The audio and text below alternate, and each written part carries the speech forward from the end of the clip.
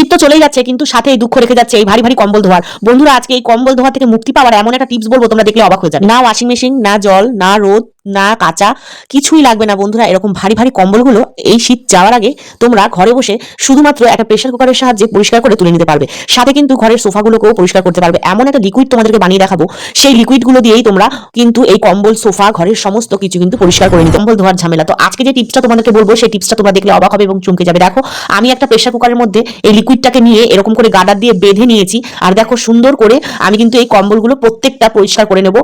এপিট ওপিট করে ঘষতে হবে, এপিট ওপিট করে ঘষে ঘষে হালকা হাতে কিন্তু। দেখো বন্ধুরা, না রোদ, না ওয়াশিং মেশিন, না ভারী ভারী গামলার মধ্যে তোমাদেরকে ভিজাতে হবে এই ভারী ভারী কম্বল, না তোমাদেরকে কাচতে হবে, কিচ্ছু করতে হবে না। শুধুমাত্র এইভাবে তোমরা ড্রাই ক্লিন করে কিন্তু ঘরেতেই তোমরা এই কম্বল ড্রাই ক্লিন করে হাজার হাজার টাকা বাঁচিয়ে নিতে পারবে। হ্যাঁ বন্ধুরা, ঘরের মধ্যে তোমরা কিভাবে ড্রাই ক্লিন করবে সেই টিপসটা তোমাদেরকে কিন্তু আজকে আমি বলবো। তো দেখো, আমি কিন্তু একটা কুকারের মধ্যে এই লিকুইডটাকে নিয়ে নিয়েছি, আর সাথে কিন্তু বন্ধুরা এই কাপড়ের মধ্যে গার্ডারটাকে বেঁধে নিয়ে আমি ডলাডলি শুরু করেছি। দেখো, তোমরা পরিষ্কার করে দেখো যে পরিষ্কার সাদা ধপধপে কাপড়টা কতটা পরিমাণে কতটা নোংরা হয়েছে তোমাদেরকে আমি দেখাবো। তোমরা দেখলে অবাক হয়ে যাবে। বিশ্বাস করো বন্ধুরা, এই লিকুইডটা এতটা কার্যকরী, তোমরা যদি নিজেরা না বানাও আর নিজেরা না পরিষ্কার করো তাহলে কিন্তু বুঝতে পারবে না।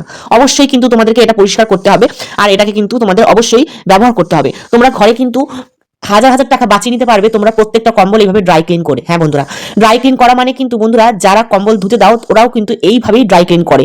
আমি কিন্তু একদম লন্ড্রির মতন ড্রাই ক্লিন করে তোমাদেরকে আজকে দেখাচ্ছি। অবশ্যই টিপসটা ফলো করবে, তাহলে তোমাদের অনেকটাই উপকারে লাগবে আর অনেকটা কাজেরও তোমাদের এই টিপসটা। ড্রাই ক্লিন করা এতটা সহজ বন্ধুরা, আমি কিন্তু আগে জানতাম না। আমি নিজে করে প্রতি বছরই করি, আর প্রতি বছরই কিন্তু নতুন নতুন টেকনিক তোমাদের সাথে শেয়ার করি। তো এবছরও কিন্তু নতুন টেকনিক আবার শেয়ার করলাম তোমাদের সাথে। প্রত্যেক বছরই কিন্তু বন্ধুরা এই কম্বলকে আমি ড্রাই ক্লিন করে তুলে দিই। আমি কিন্তু ধুই না, আর না ধুয়েই কিন্তু এই কম্বল আমার এত সুন্দর রয়েছে। আমার ঘরে টোটাল 7টা কম্বল। আজকে কিন্তু আমি এই 7খানা কম্বলই এইভাবে প্রত্যেক দিনে একটা করে ড্রাই ক্লিন করে আমি তুলে রেখে দিয়েছি। সব কিন্তু তোলা হয়ে গেছে। সামান্য পরিষ্কার করতে আমার খরচ হয়েছে আর সামান্য খাটনি হয়েছে। বিশ্বাস করো, 7টা কম্বল ওঠানো হয়ে গেছে, মানে 6টা ওঠানো হয়ে গেছে, আর একটাই বাকি আছে। হালকা পাতলা ঠান্ডা আছে বলে এই পাতলা কম্বলটা রেখেছি। এটাও কিন্তু উঠিয়ে দেবো আর কদিন পরে ঠান্ডাটা কমে গেলে। তো এই ড্রাই ক্লিন করা এতটা সহজ বন্ধুরা, এক পিঠ কিন্তু আমি করে পরিষ্কার তোমাদেরকে দেখিয়ে দিয়েছি কতটা নোংরা বেরিয়েছে। আর দেখো কতটা নোংরা আমি বার করেছি এক পাশ থেকে, আর দ্বিতীয় পাশটার থেকেও কিন্তু ততটাই নোংরা বেরিয়েছে যতটা এক পাশ থেকে বেরিয়েছে। দুটো পাশ থেকেই কিন্তু বন্ধুরা ভালো নোংরা বেরিয়ে গেছে। আর দেখো কতটা কালো ছিল ভিতরে এই সাদা অংশটা, এখন কিন্তু ধপধপ করছে। তোমরা দেখতেই পাচ্ছ কতটা। আমি খুলে পুরো কম্বলটা তোমাদেরকে দেখাচ্ছি। বন্ধুরা, এই ড্রাই ক্লিন করা এতটা সহজ, আমি বিশ্বাস করো আমি প্রত্যেক বছর করি বলে তোমাদেরকে আমি এই টিপসগুলো দেখাই। আর দেখো, এই মাঝখানের অংশটা তোমাদেরকে বললাম যেটা সাদা অংশটা কিন্তু অনেকটা কালো হয়ে গেছিল। আসল কথা কি জানো তো বন্ধুরা, ঘরের মধ্যে থেকে কম্বল কিন্তু কালো হয় না। যেহেতু রাস্তার উপরে বাড়ি, ধুলো বালি ঘরের মধ্যে যেভাবেই হোক ঢোকে। জানি না কোথা থেকে ধুলি এত ঘরে ঢোকে, দরজা বন্ধ করে রাখার পরও কোথা থেকে যে এত ধুলো ঘরে ঢোকে। আর সাথে কম্বলগুলোকেও কিন্তু ইউজ করি আমরা। আমি কিন্তু কোনো ওয়ার ইউজ করি না বন্ধুরা, ওয়ার ছাড়া কম্বল ইউজ করি। আর এই কম্বলটার বয়স কিন্তু মিনিমাম আমার ছেলের বয়সের কাছাকাছি, মানে আমার ছেলের 12 বছর বয়স, এর বয়সটাও কিন্তু 12 বছর। কিন্তু বিশ্বাস করো, কেউ দেখলে বলবে না যে এই কম্বলটা আমার 12 বছর পুরনো কম্বল, এত সুন্দরভাবে। আর সত্যি কথা বলতে, আমি আগে ধুতাম কম্বল, এখন কিন্তু এই টিপসটা জানার পর থেকে আমি কোনো কম্বল ধুই না, আমি এইভাবে ড্রাই ক্লিন করে নিই। তো যখন তোমরা লন্ড্রিতে দেবে না বন্ধুরা, তখন কিন্তু ওরাও কিন্তু এইভাবে ধোয়ে না কম্বল। বিশ্বাস করো, কম্বল ওরাও কিন্তু ড্রাই ক্লিন করেই তোমাদেরকে দেয়। ড্রাই ক্লিন মানে কি, এইভাবেই ড্রাই করে ক্লিন করে ওরা। তো দেখো, আমি কিন্তু ড্রাই ক্লিন করে নিয়েছি আমার কম্বলটাকে। এবার আমি পাখা চালিয়ে শুকাতে দিয়েছি। আর আমি কিন্তু অবশিষ্ট যে লিকুইডটা ছিল ওই লিকুইডটা দিয়ে সোফাটা পরিষ্কার করতে এসেছি। বিশ্বাস করো বন্ধুরা, রমজান তো চলেই এলো, আর তখন কিন্তু এসব ভারী ভারী কাজ আমার দ্বারা হবে না। তার জন্য কিন্তু আমি এখনই করে রাখছি আগের থেকে।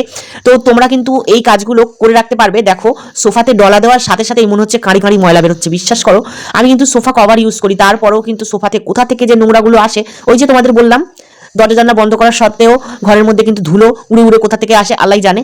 তো জানি না আমি এত নোংরা কোথা থেকে নিয়ে রেখে দিয়েছিলাম ঘরের মধ্যে। প্রত্যেক সময় তো তোমাদেরকে আমি ক্লিনিং এর ভিডিওই, পরিষ্কার করার ভিডিওই আমি তোমাদের সাথে শেয়ার করি। তারপরেও এই নোংরা মামা কোথা থেকে যে চলে আসে আমার ঘরে আমি নিজেও জানি না, কারণ আমার ঘরে ছোট বাচ্চা আছে, প্রচন্ড নোংরা করে ঘর বাড়ি, তোমরা জানো। তো ও হয়তো দরজা জানলা খোলা থাকার কারণে কিন্তু মাঝে মাঝে হাওয়া বাতাস ঢোকার কারণে কিন্তু হয়তো নোংরা হতে পারে। কিন্তু সোফা ইউজ করতে করতে সোফাও কিন্তু এতটা নোংরা হয়ে যায়। তোমরা সোফাও কিন্তু এইভাবে পরিষ্কার করে নিতে পারো। এরপরে দেখো, পাখা চালিয়ে একটু শুকিয়ে নেবে। কিন্তু তোমরা যদি পাখা চালিয়ে শুকিয়ে না নাও, আমি আরেকটা উপায় তোমাদেরকে বলবো। কোনোদিন তোমরা এটা করেছো কিনা আমি জানি না, কিন্তু আজকে তোমাদের আমি দেখাবো। তো দেখো, কম্বল কিন্তু আমার এদিকে শুকিয়ে গেছে, আর আমার ওদিকে সোফাটাও ক্লিন হয়ে গেছে। কিন্তু সোফাটা ক্লিন হওয়ার পরে যে ভেজা ছিল, ভেজা সোফাটাকে কিন্তু হালকা হালকা ভেজা, সেই ভেজা সোফাটাকে আমি এখন কি করব তোমাদেরকে দেখাচ্ছি। তোমরা দেখে নাও এই সোফার থেকে কত ময়লা বার করেছি। বন্ধুরা সত্যি কথা, তোমাদেরকে এই সাদা কাপড়টা দেখানোর উদ্দেশ্যটাই ছিল আমার এটা, কতটা নোংরা এই সোফার থেকে বেরিয়েছে। বন্ধুরা সোফার কভার তো আমরা লাগিয়েই থাকি, কিন্তু সোফা যে কাপড়টা দিয়ে বানানো হয় সেটাও কিন্তু অনেকটাই নোংরা হয়, সেটাও কিন্তু পরিষ্কার করা আমাদের প্রয়োজন। এবার দেখো কম্বলটা ফোল্ড করে নিলাম, আমি কিন্তু কম্বল ফোল্ড করে নিয়ে এবার তোমাদেরকে আমি দেখাবো সত্যি সত্যি কি দিয়ে আমি এই সোফাটাকে এবার লাস্ট ফিনিশিং দেবো। হ্যাঁ, যেহেতু আমি ওই লিকুইডটা দিয়ে পরিষ্কার করেছিলাম, আর পরিষ্কার করার কারণেই কিন্তু বন্ধুরা এটা একটু ভিজে গেছে। এই ভেজা সোফাটাকে কিভাবে আমি পরিষ্কার করব, তো সেইটা তোমাদেরকে বলবো। বাবুকে কিন্তু ঘুম পাড়িয়েছি পাশেই, বিশ্বাস করো বন্ধুরা এত জোরে জোরে নাক ডাকছে, আমি ভয়েস দিচ্ছি, তো তোমরা এটাকে একটু ইগনোর করো। হ্যাঁ, তো দেখো এখানে আমি ইলেকট্রিকের ইস্ত্রিটাকে গরম করে নিয়েছি একদম হিট করে, আর এইভাবে হিট করে কিন্তু আমি এটাকে শুকিয়ে নিচ্ছি। পাখা তো চালিয়ে দিয়েছি, কিন্তু যেহেতু স্পঞ্জ একটু শুকাতে টাইম লাগবে, তাই আমি একটু গরম করে নিয়ে এবার পাখাটা চালিয়ে দিলাম। এবার কিন্তু খুব তাড়াতাড়ি সোফাটা শুকিয়ে যাবে, আর আমি তারপরে এই সোফার মধ্যে কিন্তু আমি কভার পরিয়ে দেবো। তো এবার তোমাদেরকে দেখাবো কি দিয়ে আমি এই লিকুইডটা বানিয়েছি, আর এই চমৎকার লিকুইডটা তোমাদেরকে অবশ্যই বলবো এটা কি দিয়ে আমি বানিয়েছি। তো দেখো এখানে আমি সবার প্রথমে আমি 1 গামলা পানি নিয়ে নিয়েছি, আর সাথে কি কি দেবো সেটা তোমাদেরকে দেখাবো অবশ্যই। তোমরা কিন্তু বন্ধুরা একদম কম কস্টে, একদম কম খরচে এই কম্বল সোফা ঘরে রেগুলার পরিষ্কার করে নিতে পারবে। এটা একটা এসেন্সিয়াল অয়েল, আমি কিন্তু এটা অনলাইনে মেশো থেকে অর্ডার করেছি। বন্ধুরা এই অয়েলটা এতটা ভালো গন্ধ, এখানে 5টা ফ্লেভার আছে। একটা আছে চন্দনের ফ্লেভার, একটা আছে রোজ ফ্লেভার, একটা আছে মেরি গোল্ড, একটা ভ্যালেন্টাইন না কি একটা বেশ, আর একটা ছিল টি মানে চা পাতা। তো 5খানা ফ্লেভার ছিল, 5টা ফ্লেভারই কিন্তু সুন্দর গন্ধ। বন্ধুরা গন্ধগুলো কিন্তু অবাক করা। আমি এই এসেন্সিয়াল অয়েলটা দিয়ে কালকে তোমাদের সাথে আরো আরেকটা ভিডিও শেয়ার করবো, তোমরা যদি দেখো ওইটা আরো তোমাদের উপকারে লাগবে। ওটা কিন্তু ক্লিনিং এর, রমজানের আগে তোমরা ঘর কিভাবে ক্লিনিং করবে সেই টিপসটা তোমাদের সাথে শেয়ার করবো। খুব তাড়াতাড়ি আমি ভিডিওটাকে এডিট করে নিই, তারপরে তোমাদের সাথে শেয়ার করবো। তো দেখো এখানে বন্ধুরা আমি নিয়ে নিয়েছি 1 প্যাকেট কমফর্ট, আর নিয়ে নেব আমি এখানে 2 চামচ বেকিং সোডা, 2 চামচ হোয়াইট ভিনিগার, আর নিয়ে নিচ্ছি এখানে আমি লিকুইড ওয়াশিং মেশিনে যে আমরা লিকুইডটা ব্যবহার করি সেই লিকুইডটা। এরপর এখানে নেব এসেন্সিয়াল অয়েল। বন্ধুরা এই এসেন্সিয়াল অয়েলটার এত সুন্দর গন্ধ, আমি এখানে চা পাতার ফ্লেভারটা ব্যবহার করব। তো যেহেতু চা পাতার ফ্লেভারটা অতটা কাজে লাগে না, কিন্তু এই ড্রাই ক্লিনের দেখবে তোমরা যখন লন্ড্রিতে ড্রাই ক্লিন করাবে, দেখবে একটা খুব সুন্দর গন্ধ বেরোয় কম্বল থেকে। কোনো সার্ফের গন্ধ না কিন্তু, কোনো পারফিউমের গন্ধ না কিন্তু, এই এসেন্সিয়াল অয়েলটা দিয়েই কিন্তু ওরা ড্রাই ক্লিনে ড্রাই করে কম্বল টম্বল, বিশ্বাস করো। আর এই গন্ধটাও কিন্তু সেম ওই এসেন্সিয়াল অয়েলের যে গন্ধটা, এই টি এর ফ্লেভারের সেম গন্ধ ওই ড্রাই ক্লিন করে নিয়ে আসা লন্ড্রির থেকে কম্বলের মতন। বিশ্বাস করো আজকে আমি এটা দিয়ে করার পর আমি ভাবছি কি, আগে তো আমি কম্বল এইভাবে আমি ড্রাই ক্লিন করতাম না ঘরে, আমি তো ধুতে মানে ড্রাই ক্লিন করতে দিতাম লন্ড্রিতে, তো ওখানে একটা গন্ধ বেরোতো, ওই গন্ধটা দারুণ লাগতো। এই গন্ধটা কোথা থেকে আসে? তো আজকে কিন্তু আমি জানলাম যে এই গন্ধটাই এসেন্সিয়াল অয়েল থেকে আসে।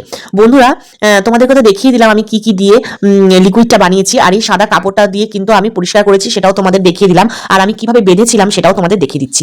আর জানো তো এর কম্বলটা শুকিয়ে যাওয়ার পরে যে গন্ধটা, ওফ এত দারুণ গন্ধটা লাগছিল না, তোমাদেরকে কি বলবো। তোমরা একবার ট্রাই করো, যদি এসেন্সিয়াল অয়েল না থাকে কোনো ব্যাপার নেই, তোমরা কমফর্ট দিয়েও কিন্তু কাজটা করে নিতে পারবে, তাতেও কিন্তু সুন্দর গন্ধ থাকবে। কিন্তু এসেন্সিয়াল অয়েলটা দেওয়ার কারণে অনেকক্ষণ গন্ধটা স্টে করে।